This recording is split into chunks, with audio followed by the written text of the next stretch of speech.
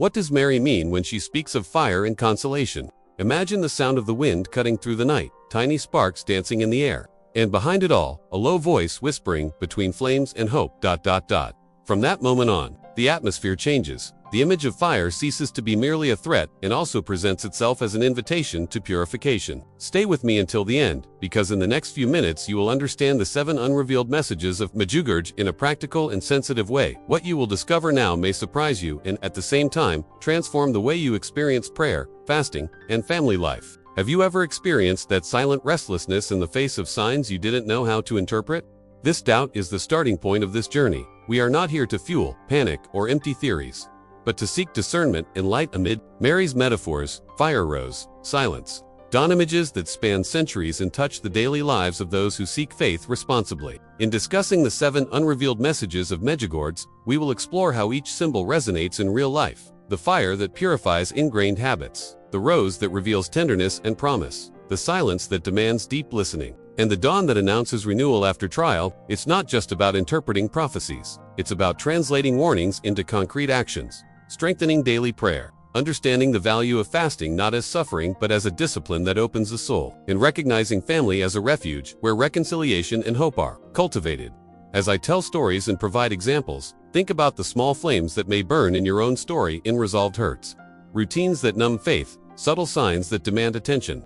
At the same time, pay attention to external signs that are not a spectacle, but a call to inner conversion. I will show criteria for discerning wisely: humility in interpretation, consultation with trusted faith leaders, and the practice of inner silence so as not to confuse emotion with truth. Rather than dramatize, our proposal is to guide to teach you how to recognize what deserves immediate action and what should be welcomed calmly. Throughout this introduction, you'll begin to realize that Marian metaphors aren't distant images. They're tools to guide concrete decisions, such as cultivating a prayer routine that involves the family, adopting fasting habits that promote spiritual clarity, and paying attention to signs that call for change. And if you think these messages are only for mystics or visionaries, I invite you to think again. Many accounts show transformations in ordinary families, people who rediscovered their faith amidst chaos, who found solace in their own homes and purpose in simple gestures. Now, while the image of wind and flames still resonates, prepare to delve deeper. We will unveil, with respect and responsibility, each of the 7 unrevealed messages of Medjugorje, understand their practical implications, and learn how not to get lost between rumors and true signs. Take a deep breath, shut out the noise, and open your heart. The next part will begin to reveal the symbolic map Mary has used as a warning and hope for those who want to be ready. Before we continue, I want to invite you to join me on this journey, as a distant spectator, but as part of a community seeking clarity and comfort. If this topic resonates with you, leave a comment below with what touched you most: an experience, a question, a sign you've noticed in your life. Sharing your story helps others recognize themselves and allows us to better understand how these messages touch the daily lives of ordinary people. I know opening your heart isn't always easy, so I want you to know that each comment is read with respect and care. If this content is helping you see more clearly, click like. It shows that videos like this make a difference and encourages us to produce more material that explains and comforts without sensationalism. And if you want to follow the complete series on the 7 unrevealed messages of Medjugorje and receive more practical explanations, subscribe to the channel. Your subscription isn't just a number to us, it's a sign that together we can reach more people who need this message of warning and hope. Your participation here is what makes this channel grow and reach more people with this type of content, creating space for stories, discussions, and guidance that truly helps. Now, with a more attentive heart and a united community, we move forward to decipher the first of the 7 messages and understand how it can transform attitudes within the family and in spiritual life. Stay with me. What makes the messages of Medjugorje truly relevant is not only their mystery, but also the concrete impact they have on the lives of the people and communities that receive them. We're not talking about phenomena meant to fuel curiosity. We're talking about invitations that provoke real changes in mindsets and daily decisions. More prayer, fasting understood as a liberating discipline, effective reconciliation within families, and choices that prioritize the common good. When someone describes a silent transformation, they're referring to this: habits that are rearranged, time that is reorganized for what matters, relationships that breathe again. There are clear testimonies: families that have recovered dialogue, young people who have abandoned empty routines in search of meaning, communities that have organized to care for the most vulnerable. And these stories help build authority without the need for spectacle. The collective element also matters. The messages can function as signs that guide sensible community actions, promoting solidarity, pastoral accompaniment, and practical initiatives rather than panic. Therefore, those who share these experiences have a significant ethical responsibility. They must exercise discretion, indicate reliable sources, and propose methods of discernment that avoid conspiracy theories and hasty interpretations. Discernment requires humility, dialogue with qualified faith leaders, and a critical stance that seeks visible fruits: more charity, more family stability, prudent decisions before accepting dramatic interpretations. In practice, translating messages into action means adopting simple and sustainable measures, setting aside moments of silence and prayer, including the family and spiritual practices, understanding fasting as a tool for inner clarity, and prioritizing gestures of forgiveness. Small changes, repeated over time, generate real impact: less domestic anxiety, more presence between parents and children, daily choices aligned with values that strengthen coexistence. Looking at the symbols: fire, rose, silence. Dawn calls for caution not to reduce everything to ready-made formulas. Fire can indicate purification. What attitudes do we need to leave behind? The rose points to tenderness and promise. What gestures of love should we cultivate at home? Silence calls for listening. How can we create space to listen attentively? Translating symbols into practical decisions is an exercise in discernment that combines spiritual sensitivity with rational criteria. Observing concrete fruits is the best proof of authentic reception. Is there greater community commitment? Are there signs of lasting change in relationships? If the answer is yes, then the messages are having an effect. If not, it's time to readjust practice and pastoral accompaniment. This critical stance does not diminish faith. It protects it from superficial approaches and guides it toward life-transforming results. Faith, when lived in community, finds support and bears fruit: mutual care, dialogue, and actions that strengthen families. Now I want to delve even deeper into this topic, exploring how these symbolic elements translate into concrete choices and what practical steps we can take to ensure the message doesn't just remain mere rhetoric. Comment below: that makes sense to me. The symbolic language used by Mary: flame, rose, silence. Dawn functions as an emotional and spiritual map that guides us on the journey of transformation. These images are not poetic ornamentation. They are signs designed to touch the mind and heart, to provoke a change of mindset and generate practical decisions. The flame, for example, appears as an ambiguous image. It can frighten, but it also illuminates and purifies. In symbolism, fire removes what is useless, brings clarity, and demands the courage to look at one's own life.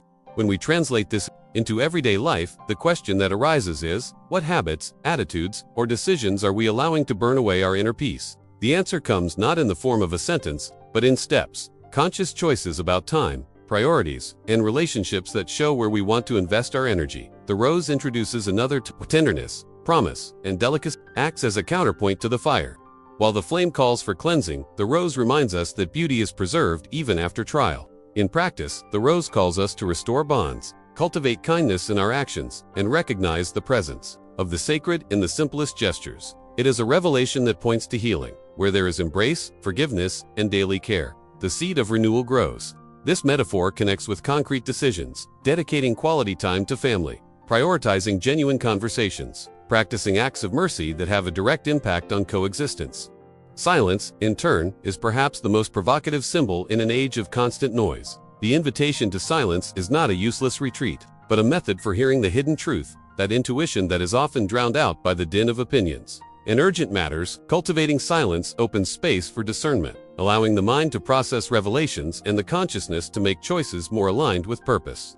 In everyday life, this translates into simple practices: reducing distractions, setting aside screen-free time, and establishing family rituals of listening. Silence creates the necessary atmosphere for transformation to occur profoundly, not just as an emotional fad. Finally, dawn emerges as a promise, the thread of hope that ties together all the other images. After the purifying flame, the comforting rose, and the revealing silence, dawn announces a possible new beginning, not an instantaneous recovery, but a process of reconstruction guided by wisdom. This image reinforces the idea of a journey. Real change requires time, discipline, and mutual support. In practical decisions, it means organizing routines that sustain faith, cultivating a resilient mindset, and taking small daily actions that, when accumulated, generate a lasting impact. These symbols, when read together, form a roadmap for transformation: purifying what hinders, embracing what heals, listening to what reveals, and moving toward a new dawn. Behind the scenes of this process, there is always the silent work: discrete choices, daily sacrifices, and honest dialogues that sustain major transformations. Now, I want to delve even deeper into this topic, examining how each symbol can guide practical decisions within the family and in personal life, without romanticizing suffering, but recognizing the real power of small changes. Comment below. This makes sense to me. Now I want to delve even deeper into this subject, because it is precisely here, at this meeting point between symbolism and practical life, that the 7 messages begin to reveal their true meaning. I won't reveal every detail. Now the intention is to offer an overview that sparks curiosity and allows you to understand the pattern behind these instructions: spiritual preparation, family unity, and attention to the signs that go unnoticed. Think of the messages as a roadmap with 7 subtle steps, each pointing to an inner decision that impacts routine, mindset, and relationships. There is a hidden truth that is not mystical in the unattainable sense, but concrete. The changes requested are not slogans. They are invitations to adjust priorities, reorganize time, and choose small habits that, together, transform. At the heart of this symbolic map is a call to spiritual preparation that seeks not panic, but discipline.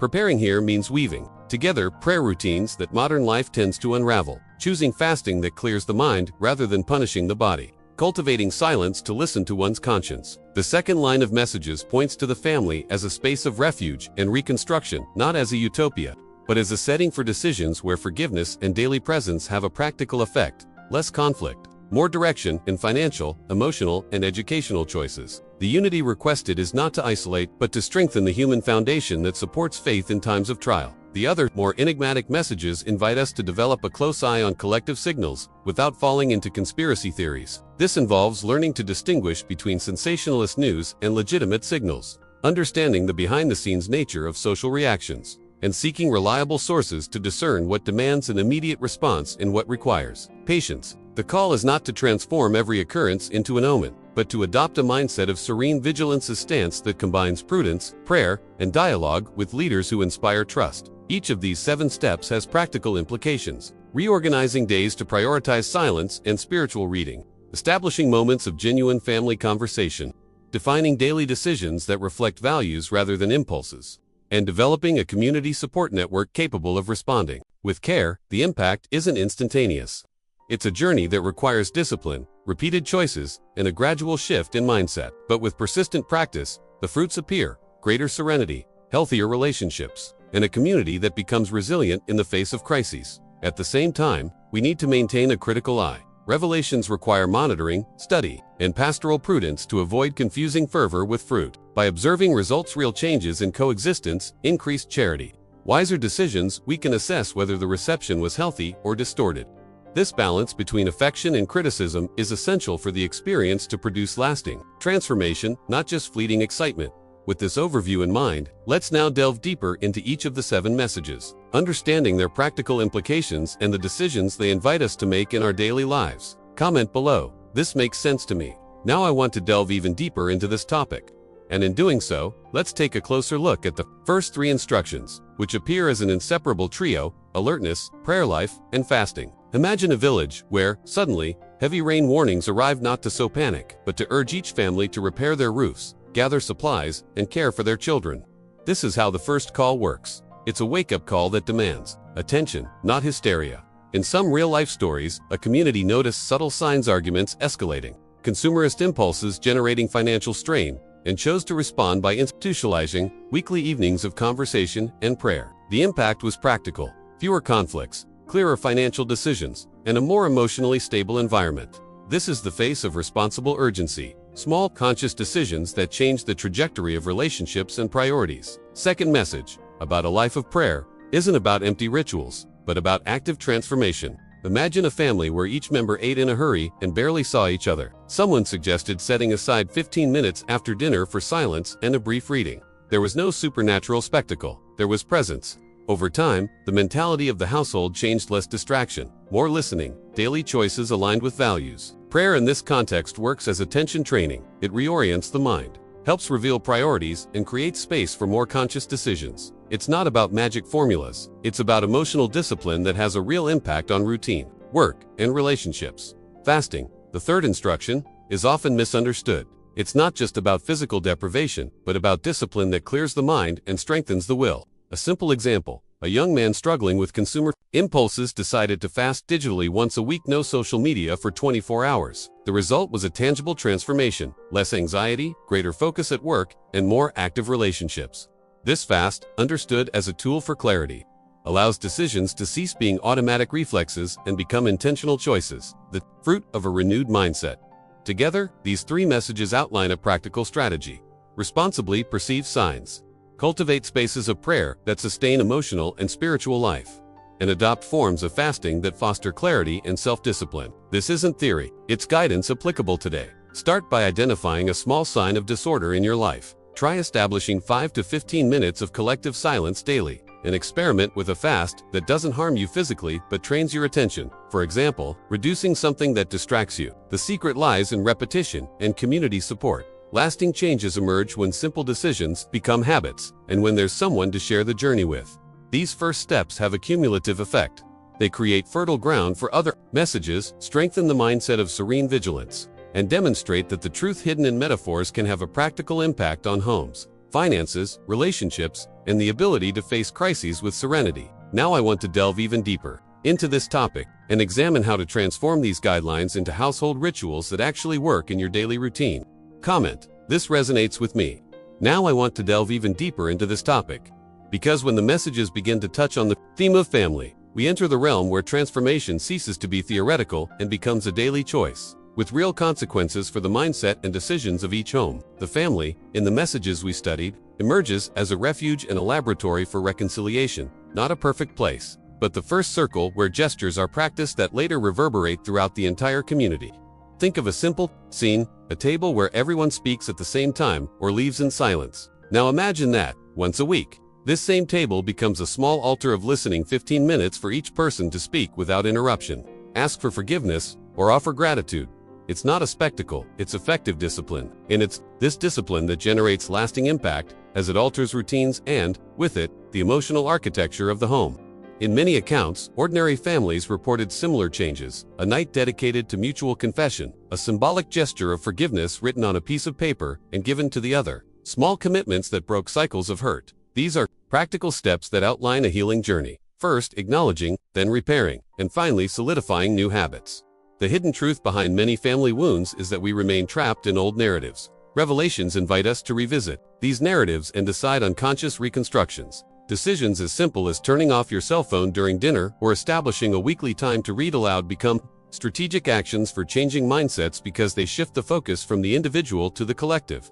Reconciliation isn't just about apologizing, it's about accepting being transformed by the other. When a family performs a symbolic act of forgiveness, writing a letter, lighting a candle in memory of something lost, stopping a behavior that causes pain, they are doing more than performing a ritual, they are realigning priorities. This also translates into concrete choices, redirecting resources to activities that promote well-being, rearranging schedules so that parents and children have a qualified presence, deciding together how to handle crises and finances calmly and responsibly. These decisions have a multiplier effect. A more serene home tends to produce more resilient people, ready to face trials with less despair and more clarity. There's also a pedagogical component to this proposal, teaching children that coexistence requires responsibility, that forgiveness is a practice, not just words. This shapes future mindsets and prevents destructive patterns from perpetuating. In adult relationships, the practice of reconciliation opens space for creative solutions, dialogues guided by active listening, mediation when necessary, and seeking pastoral support in more difficult moments. The impact of this extends beyond the home. Entire communities are strengthened when families take on the mission of caring for one another in concrete ways.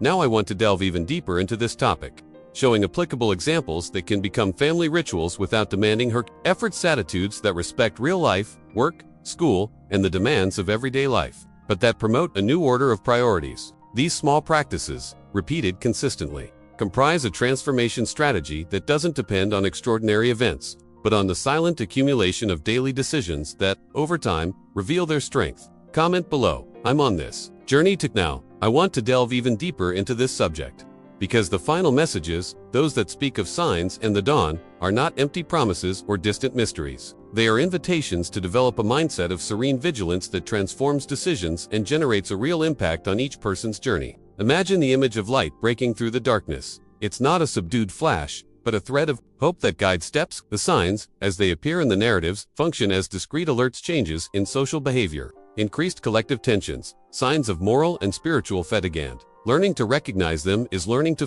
read the hidden truth behind the noise. This requires discipline, a studious approach, and a method of discernment that combines prayer, reason, and consultation with reliable sources, avoiding the pitfalls of sensationalist behind-the-scenes stories. There are reports that help illustrate this pattern. Communities that noticed small signs of reduction in community gatherings, an increase in unbridled consumption, a decline in charitable activities, and decided to act preventively, reorganizing routines, strengthening solidarity, actions, and promoting intergenerational dialogue. The impact was palpable: greater cohesion, less disorientation, more prudent decisions in the face of crises. The promise of dawn, then, presents itself not as a one-off event, but as a process of reconstruction that springs from collective action and personal transformation when families and communities adopt practices that prioritize the common good. Sharing, community prayer, emotional education. Dawn ceases to be an abstract hope and becomes a concrete fruit of a shift in mindset. Discerning signs also implies recognizing what isn't a sign.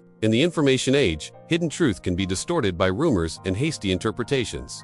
Therefore, a simple and effective criterion is to ask, does this information bear fruit? Does it promote more charity, more responsibility, more peace? If the answer is no, it may just be noise. Another indicator is consistency with spiritual tradition and trusted leaders. If interpretations fuel fear or greed, it's time to step back and reevaluate. The mission is not to alarm, but to prepare our hearts, our homes, and our support networks so that when the dawn comes, we will be able to welcome it with clarity. On a practical level, paying attention to the signs can mean creating community assessment routines, maintaining honest communication channels between neighbors and families, and establishing educational practices that enhance the ability to make ethical decisions in times of pressure. It also involves inner discipline, setting aside time for silence, reading, and reflection, so that the mind is not dominated by immediacy. It is this combination of collective action and inner transformation that gives substance to the promise of dawn.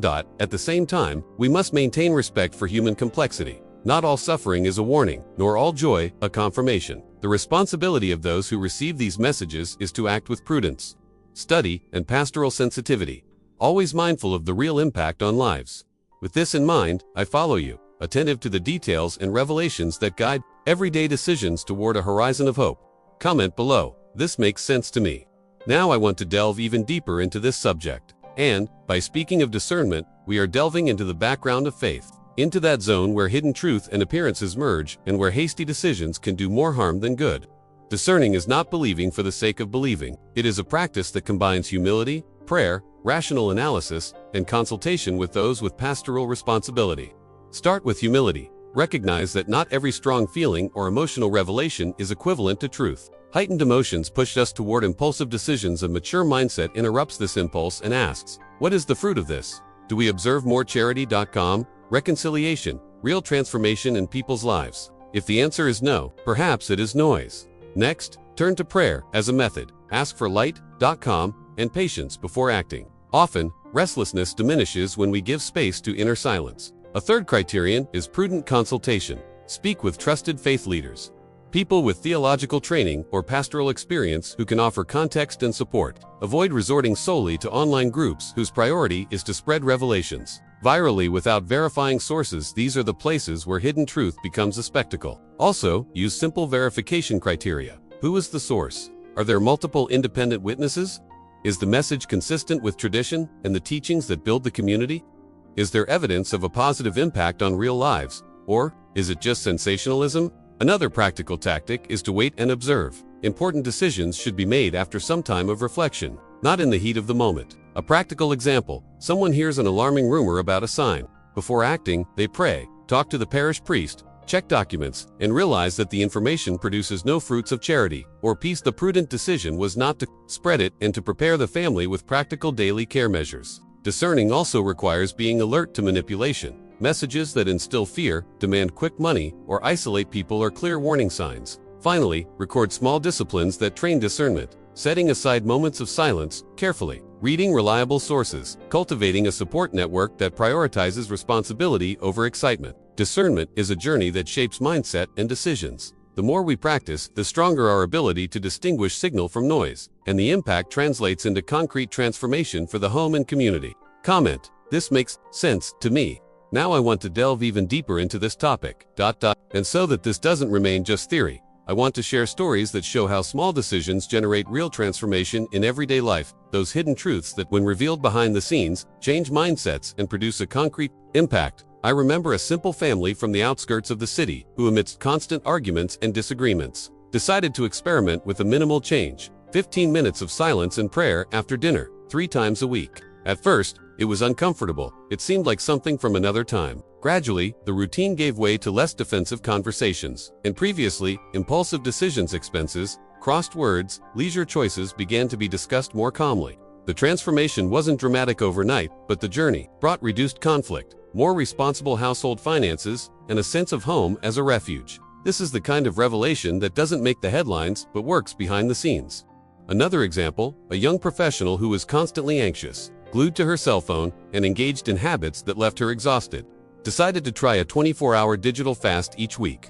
Without social media, without news, just reading and walking, she regained clarity, the ability to make decisions more slowly, and a renewed focus on work and relationships. Fasting, understood as discipline rather than punishment, became a tool of self-control and was essential for reshaping her routine. Small practice with a big impact on her mindset. These stories teach us that practical application matters as much as inspiration. 3 simple actions you can begin today are helpful and accessible. Establishing a daily moment of 5 to 15 minutes of silence or prayer, alone or with family, to practice presence and allow hidden truth to manifest. Without the noise, choosing a day of the week for a fast that makes sense to you. It could be a moderate food fast, a digital fast, or a reduction in consumption with the clear goal of gaining clarity and strengthening your will. And practicing a concrete gesture of reconciliation, writing a short letter of forgiveness, making a sincere apology, or establishing a small tradition of restoration, such as a weekly meeting to listen to one another. These decisions, repeated consistently, create fertile ground for lasting change because they shape habits, reorient priorities, and make tangible what was once only a feeling. The journey isn't perfect or linear. There will be setbacks, doubts, and moments when the old mindset tries to regain its place. Still, the secret lies in the accumulation of small choices. When you decide to act with discipline, you begin to see signs of fruit: more patience, more clarity, wiser decisions. Now I want to delve even deeper into this topic, exploring how to transform these practices into sustainable rituals that respect your routine and your time. Write it down. I'm on this journey too. Now I want to delve even deeper into this subject. And, returning to the initial image between flames and hope, we need to look carefully at the set we've already uncovered. 7 messages that call for preparation, prayer, fasting, reconciliation, vigilance, and, above all, a change of mindset capable of transforming everyday decisions. These are not dramatic appeals, but a practical script that works behind the scenes of life. Where there is discipline, transformation happens. Where there is presence, hope grows stronger. The flames that appear in the metaphors don't come to destroy aimlessly, but to burn away what prevents flourishing. The rose appears to remind us that, even after trial, there is tenderness and promise. Silence demands inwardness. Dawn announces reconstruction. Together, these symbols form an impactful narrative that invites concrete revisions in family routines, financial priorities, consumer choices, and the way we educate future generations. Reading these messages reveals a hidden truth. Faith is proven more by our daily actions than by momentary. There are stories that demonstrate this in small gestures: it's of silence that reduced arguments, fasts that restored focus, letters of forgiveness that reopened dialogue. These examples confirm that the journey of faith is, above all, practical. The mindset that emerges is one of care with time, with words, with finances, with the education of children, and with the support network around us.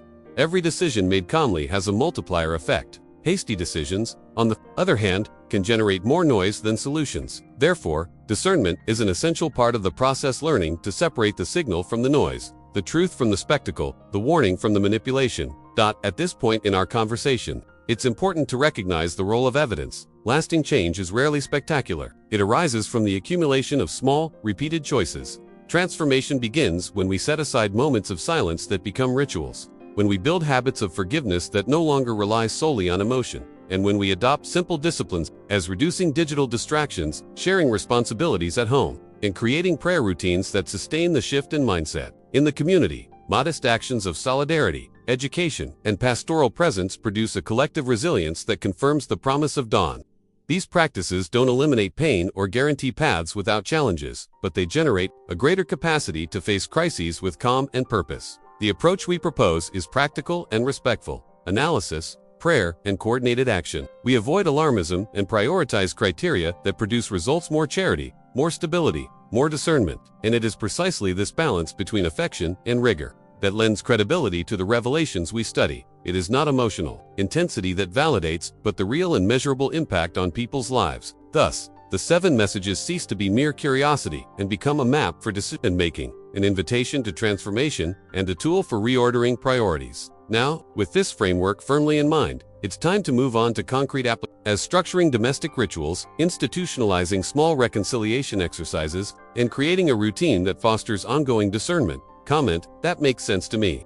If you've made it this far, thank you for walking with me through these images and revelations. It already says a lot about how much you care about your inner journey. If this content brought clarity or touched your heart, subscribe to the channel to follow the next reflections and practical materials. Your presence here helps us continue producing serious and useful content designed to transform attitudes and decisions in everyday life. If you want to show that you stuck around until the end, write in the comments, "I'm with you until the end." I'll read it carefully and find out what resonated most with you. And if this video brought you any comfort or clarity, leave a like. It's a simple gesture that shows we're building a community that seeks discernment responsibly. There's a video here that complements this topic. Click it and stay with me. There follow the conversation, because there's still much to discover together.